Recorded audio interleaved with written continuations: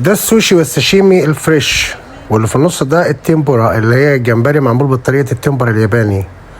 والسوشي ده السمك الني، بس مش أي سمك ني يتعمل سوشي، ده عبارة عن سلمون، تونة، سورد فيش، يعني أنواع معينة مفيش فيها زفارة ويكون طعمها جميل جدا. والصوص اللي بنستخدمه دوت بيكون عبارة عن وسابي وصويا صوص. في ناس ما بتحبش الوسابي وبتاكله بالصويا صوص فقط، وفي أكترية الناس بتاكله بالوسابي والصويا صوص. والوسابي اللي ما يعرفوش هو عبارة عن جدر فجل، يعني جدر بتاع فجل، بس الفجل ده ياباني وبيكون الحرارة بتاعته عالية شوية.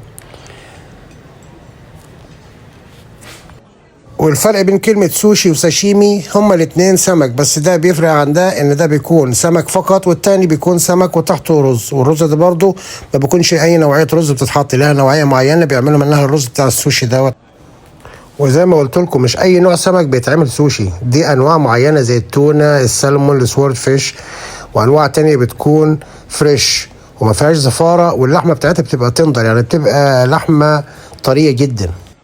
ودي بقى سلمون ايج رولز، ودي بتكون عبارة عن بيض السلمون وقطع من السلمون والجمبري وملفوفة في السيويد. والسيويد دوت هو عبارة عن طحالب بحرية بتتعمل بشكل مخصوص عشان تبقى زي الورق كده، وهي مفيدة جدا لجسم الإنسان. يا ريت تدعموا القناة وتعملوا فولو ولايك وشير. ومش بس كده،